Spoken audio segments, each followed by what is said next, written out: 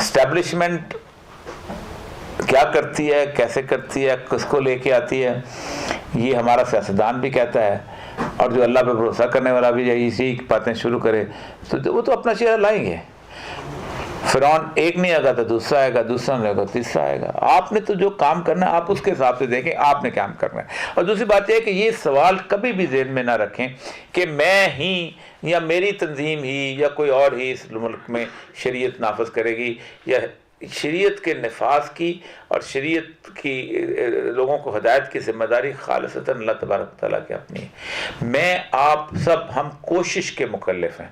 اگر ہم نے کوشش نہیں کی ہے تو ہم اللہ کے سامنے جواب دہ ہیں، اور اگر ہم نے کوشش کر لی ہے تو پھر اللہ کے سامنے سرخرو ہیں.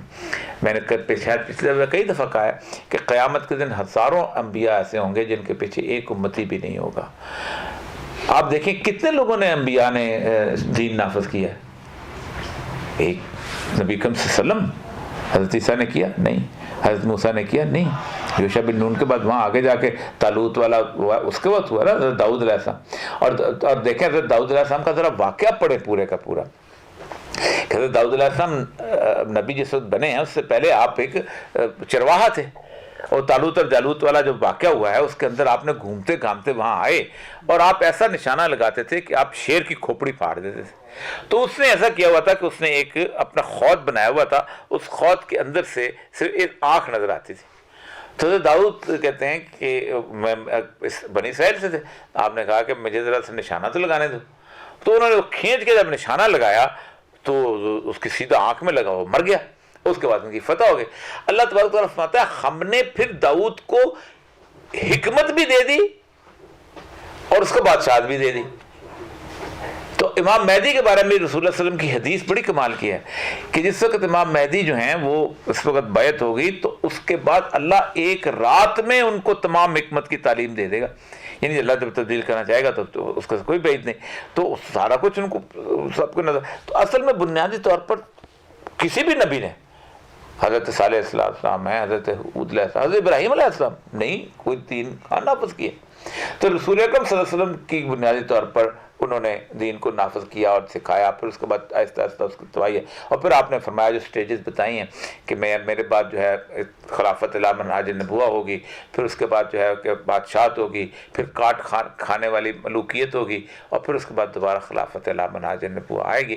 یقیناً آئے گی. رسول اللہ نے فرمایا ہمارا اس پہ ایمان ہے، لیکن وہ آئے گی. ہمارا کام یہ ہے کہ میں نے کام کیا کیا. ٹھیک ہے. اصل میں ایک بات یاد رکھیں، معیار حق سید الانبیاء صلی اللہ علیہ وسلم کی ذات ہے، کوئی اور نہیں.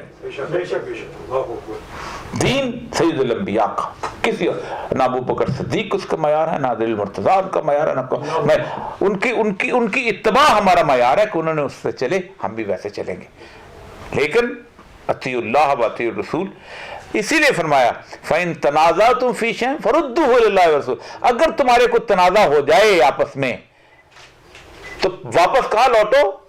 اللہ اس کے رسول کی طرف، کسی کے پاس نہیں. اگر اللہ نے کوئی ایسا مرتبہ مقام ڈیزائن کیا ہوتا تو اللہ وہی بتاتا کہ فلاں کے پاس لوٹ دے فلاں. تو اصل مسئلہ یہ ہے کہ میری کوئی تضاد کی بات نہیں. اللہ میرے سر کے سب سر کے تاج ہیں. میں تو اس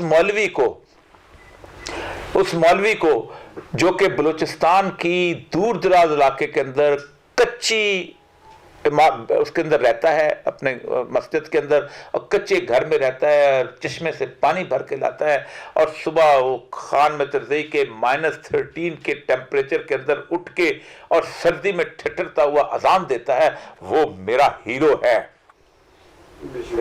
وہ میرے دین کا نمائندہ ہے، وہ ہے جو میری عزت کو بحال رکھتا ہے. اقبال کہتا ہے جا کے ہوتے ہیں مساجد صفا تو غریب، پردہ رکھتا ہے اگر کوئی تمہارا تو غریب، ہمارا نشہ دولت میں ہے غافل ہم سے، ملت بیضا ہے روشن غربا کے دم. وہ ہے اصل، گالی بھی کھاتا ہے، بھوک میں بھی رہتا ہے. کمال لوگ ہیں، وہ کمال لوگ ہیں، لاکھوں لوگ ہیں. آج تک مجھے بتائیے کبھی ایک دن کے لیے کسی مسجد کے اندر نماز لیٹ ہوئی ہے کہ مولوی آج ہڑتال پہ چلے گئے؟ کبھی آج تک کہا کہ آج مولوی جو ہے اس نے تنخواہوں کے لیے دھرنا دیا ہوا ہے ڈی چوک کے اندر؟ سارے کام کر رہے ہیں نظریاتی سطح پہ، باقی جگہ پہ جو کام ہونا چاہیے. فار ایگزامپل جو صاحب کام کر رہے ہیں، کیا انہیں میں آج وزیر اعظم بنا دوں تو کیا ان کے پاس پاکستان کے ایجوکیشن سسٹم کا کوئی نقشہ موجود ہے کہ جس کے اندر पहली क्लास से लेके एमए तक पूरे का पूरा सिलेबस मौजूद हो? क्या उनके पास कोई इस किस्म का सिस्टम मौजूद है कि जो एजुकेटर्स का हो कि वो तमाम टीचर्स को ट्रेन कर सकें? क्या उनके पास कोई ऐसा नक्शा मौजूद है कि उस सारे के सारे सिविल सर्विस की ट्रेनिंग के लिए उनके पास बाकायदा मॉड्यूल्स मौजूद हों और सिविल सर्विसेज एकेडमी उसके हिसाब से बना सकें? क्या उनके पास कोई नक्शा मौजूद है कि 480 के करीब, जो 490 के करीब पाकिस्तान के कवानीन हैं, उस कवानीन को एकदम अगले दिन वो उसको तब्दील करके रखा हो और वो कर दें? उसके बाद क्या उनके पास कोई नक्शा मौजूद है कि पाकिस्तान के अंदर हमारा जो पीनल कोड है, हमारा जो CRPC है, उसके अंदर कैसे उसको तब्दीली किया जाए? क्या उनके पास नक्शा मौजूद है कि हमारा जुडिशियल सिस्टम है उसको रिप्लेस करने के लिए जजों की क्वालिफिकेशन क्या होगी, जजों की ट्रेनिंग किस किस्म की होगी, जजों की एकेडमी किस किस्म की होगी? इस तरह माशी निज़ाम, असल मसला यह है कि सारे अच्छे लोग हैं, सारे अच्छा काम कर रहे हैं, लेकिन जो काम करने वाला है वो उस काम के ऊपर कोई तवज्जो नहीं है। जिया वली अल्लाह साहब ने बहुत बड़ा काम किया, लेकिन शाह वली अल्लाह साहब का काम 300 साल पुराना है।